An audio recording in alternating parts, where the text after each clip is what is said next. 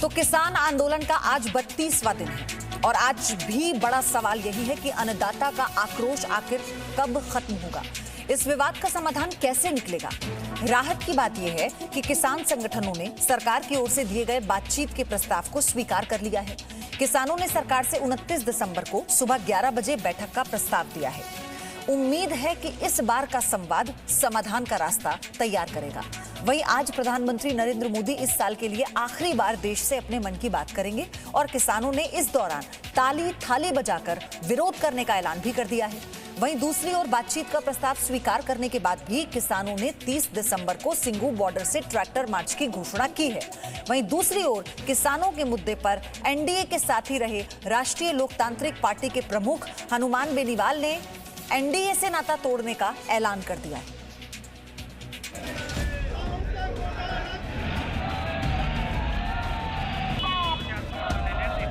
देखो, जब तक बिल वापसी नहीं है तो घर वापसी नहीं है।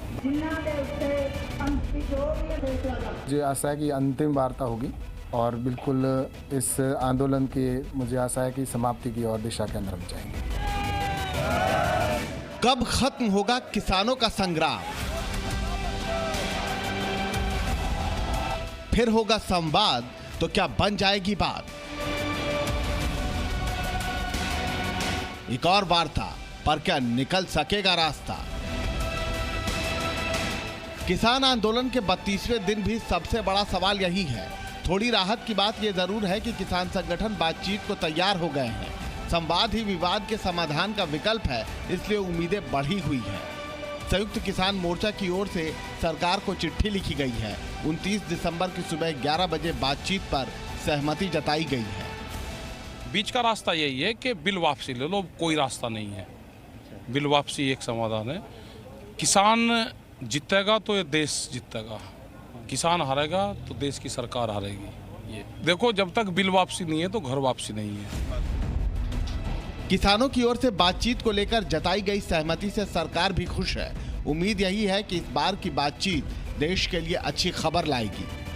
हमने बार बार चिट्ठी लिखी है उनको, कई बार उनके जवाब भी दिए और हम तो उनसे ये आग्रह कर रहे थे कि वो कोई एक डेट तय करे और अगर उन्होंने ये डेट तय की है तो हम उनका स्वागत करते हैं।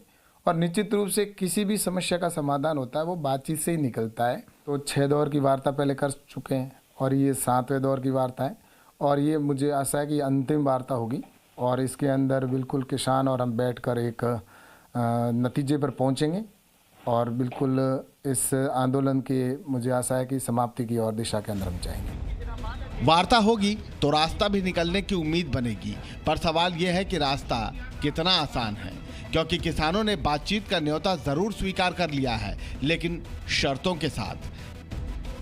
किसानों की मांग है कि तीनों कृषि कानूनों को वापस लेने की संभावनाओं पर बातचीत हो। एमएसपी की कानूनी गारंटी बातचीत के एजेंडे में रहे। दिल्ली एनसीआर वायु प्रदूषण अध्यादेश में किसानों को दंड का प्रावधान खत्म किया जाए। इलेक्ट्रिसिटी अमेंडमेंट बिल में बदलाव का मुद्दा भी बातचीत के एजेंडे में शामिल किया जाए। अब सवाल यह है कि इन्हीं मुद्दों के साए में सरकार और आंदोलनकारी किसानों के बीच की वार्ता नाकाम होती आई है, तो क्या एक बार फिर शर्तों वाली ये बातचीत कामयाब होगी? क्योंकि प्रदर्शनकारी किसान हर हाल में नए कृषि कानून रद्द करवाना चाहते हैं और सरकार इसके लिए तैयार नहीं। और बातचीत से पहले ही किसान संगठनों ने ये भी ऐलान कर दिया है कि 30 दिसंबर को सिंघू बॉर्डर से ट्रैक्टर मार्च निकाला जाएगा। ब्यूरो रिपोर्ट, जी मीडिया। गाजीपुर से प्रमोद शर्मा मेरे सहयोगी जुड़े हैं मेरे साथ। अब प्रमोद, 29 तारीख को बातचीत का रास्ता, बातचीत होगी और क्या रास्ता निकलना है इस पर मंथन होगा, लेकिन उसके बावजूद भी किसानों की अपनी अलग रणनीति है। 30 तारीख को प्रदर्शन, मन की बात पहले करने से पहले विरोध। बिल्कुल पायुदी, एक शुभ समाचार है कि इतने दिनों बाद कम से कम एक तारीख और एक वक्त तय हुआ है जब सरकार और किसान आपस में बैठ के इस मुद्दे को सुलझाने की तरफ बढ़ेंगे। लेकिन जो 4 पॉइंट दिए हैं सरकार को, उसमें से सबसे जिसमें परेशानी हो सकती है वो सिर्फ पहला पॉइंट है कि जो पूरे तीनों कानूनों को निरस्त करने की क्रियाविधि क्या होगी उसके बारे में बताइए। बाकी 3 पॉइंट पे सरकार मान सकती है, लेकिन इसको लेके शायद गतिरोध जारी रहेगा। लेकिन ये एक जो सकारात्मक पहल है जो किसानों की तरफ से हुई है, अब सरकार के साथ जब 29 तारीख को बैठ पे के बात करेंगे तो कितना सरकार जो है किसानों को बनाने में कामयाब होती है या फिर किसान सरकार को बनाने में कामयाब होते हैं, क्योंकि जिस तरीके से गतिरोध बरकरार है उससे कहीं ना कहीं किसानों को भी परेशानी हो रही है। अन्नदाता सर्दी में, कड़ाके की सर्दी में सड़क पे बैठा हुआ है। वहीं अगर हम बात करें तो लाखों लोगों को भी बॉर्डर बंद होने की वजह से परेशानी हो रही है, और ऐसे में उम्मीद की जा रही है कि 29 तारीख को कोई समाधान निकले। उससे पहले ही, और अगर कोई समाधान नहीं निकलता तो जो किसानों ने अलग अलग रणनीति अपना रखी है। जब प्रधानमंत्री नरेंद्र मोदी अपनी मन की बात कर रहे होंगे, वो ताली थाली बजाकर उनका विरोध करेंगे। उसके साथ 30 तारीख को वो ट्रैक्टर रैली निकालेंगे। उसके अलावा भी कई सारी ऐसी रणनीति है जिनके बारे में किसान बताएंगे कि वो किस तरीके से सरकार का विरोध करेंगे। काफ़ी सारे किसान जो है राजस्थान से दिल्ली की तरफ भी आ रहे हैं, लेकिन जिस तरीके से जो पहले डेडलॉक लग गया था कि बातचीत ही नहीं हो रही थी, कम से कम अब 24 तारीख को भेजे गए सरकार के पत्र पर किसानों ने जवाब भेजा है, और 29 तारीख को 11 बजे बातचीत के लिए जो वक्त तय किया है, ये एक सकारात्मक पहल है। और उम्मीद की जा रही है कि शायद 29 तारीख को कोई ऐसा नतीजा निकलेगा, कोई ऐसा दोनों पक्ष ये मानेंगे। जैसे कल हमने देखा था कि राजस्थान के किसान कूच कर रहे थे, तो क्या आज भी कोई ऐसी जानकारी है कि किसान दिल्ली बॉर्डर की तरफ कूच कर सकते हैं दूसरे राज्यों से? देखिए, रविवार का दिन है और ऐसे अभी फिलहाल किसी बाहरी दूसरे राज्य से किसानों के दिल्ली की तरफ कूच करने की नहीं है, लेकिन रविवार को ज़्यादातर जो बाकी जो वेस्टर्न यूपी के हैं या आसपास के राज्यों के किसान हैं वो आते हैं और खासी भीड़ हो जाती है।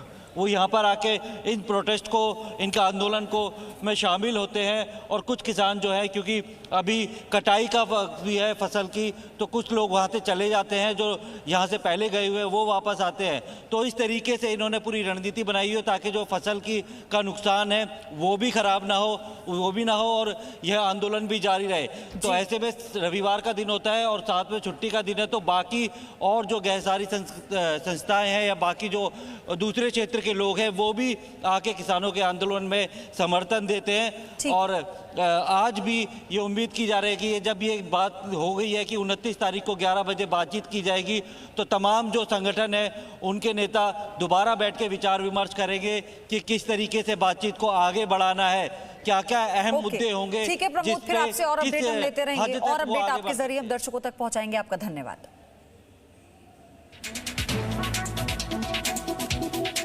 अब आगे बढ़ते हैं।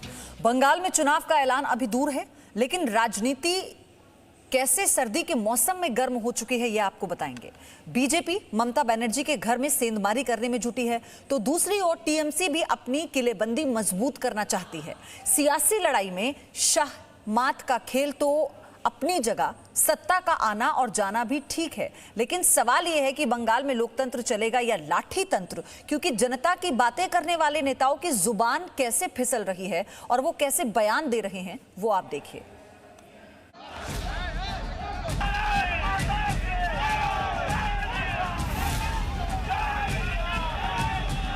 ममता से टकराएगा वो चूर चूर हो जाएगा। আগে তো খুচরা আসছিল। প্রতি বুথে আমাদের সহকর্মীরা সুযোগ পেয়েছেন। সত্যি সত্যি মারতে আরম্ভ করব, ব্যান্ডেজ বাঁধার জায়গা পাবে না কেউ, বলে দিচ্ছি। पहले सड़क पर संग्राम, फिर जुबानी घमासान।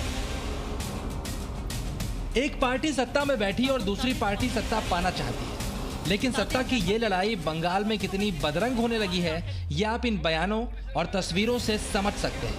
पहले जुबान से निकले बयान सुनिए। ममता से टकराएगा वो चूर चूर हो जाएगा, और हम लोग भी लड़ाई के लिए तैयार है, लेकिन वो रोज टुक टुक टुक टुक करके क्यों, कब लड़ेंगे, कहाँ लड़ेंगे, टाइम बता दीजिए। ब्रिगेड परेड ग्राउंड में एक तरफ आप लोग रहिए, एक तरफ हम लोग, एक दिन हो जाए। ये मदन मित्रा हैं, पश्चिम बंगाल में तृणमूल कांग्रेस के कद्दावर नेता। पश्चिम बंगाल में बीजेपी के अध्यक्ष दिलीप घोष को मदन मित्रा सीधी चुनौती दे रहे हैं। तो वहीं दक्षिण 24 परगना जिले में एक जनसभा के दौरान दिलीप घोष की जुबान से भी आग बरस रही थी।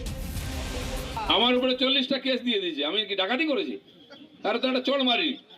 যেদিন সত্যি সত্যি মারতে আরম্ভ করব, ব্যান্ডেজ বাঁধার জায়গা পাবে না কেউ, বলে দিচ্ছি। एक बंगाली कहावत है, शोर से मोधे भूत, तहाले भूत केमोन भोगबे। यानी सरसों की जड़ में सरसों का भूत है तो भूत भागेगा कैसे। और बंगाल की राजनीति में इस वक्त यही सवाल है, क्योंकि जब बड़े नेता एक दूसरे को इस अंदाज में ललकारेंगे तो फिर कार्यकर्ताओं को कैसे समझा पाएंगे। इसीलिए इस तरह का हंगामा बंगाल की राजनीति में जारी है। इस भीड़ का यूं तो कोई एक चेहरा नहीं, लेकिन झंडे बहुत कुछ बता रहे हैं। टीएमसी के कार्यकर्ता एक गाड़ी को रोकने की कोशिश में हंगामा कर रहे हैं। इस हंगामे का कारण यही है कि इस गाड़ी में बीजेपी के नेता सुनील मंडल मौजूद थे। टीएमसी के कार्यकर्ताओं के हंगामे को रोकने के लिए यहां पुलिस के जवान नहीं हैं, बल्कि बीजेपी के कार्यकर्ता ही हंगामा कर रहे कार्यकर्ताओं को गाड़ी के सामने से हटा रहे हैं। टीएमसी कार्यकर्ता बीजेपी नेता सुनील मंडल को काले झंडे दिखा रहे हैं, क्योंकि 19 तारीख को वो बीजेपी में शामिल हो गए थे और इस हंगामे की पटकथा तो पहले ही लिखी जा चुकी थी। शनिवार को सुनील मंडल समेत नए भगवाधारी बने कई नेताओं को शनिवार को बीजेपी दफ्तर पहुंचना था और टीएमसी वालों ने बीजेपी ऑफिस के बाहर ही स्टेज सजा लिया ताकि भाषणबाजी ना होकर हंगामा हो। तो हंगामा भी हुआ और धक्का मुक्की भी, लेकिन ये सवाल भी बड़ा हो गया कि बंगाल में लोकतंत्र चलेगा या लाठी तंत्र। Bureau report, ji media. Presenting B News app, available on Google Play and App Store. Download it now.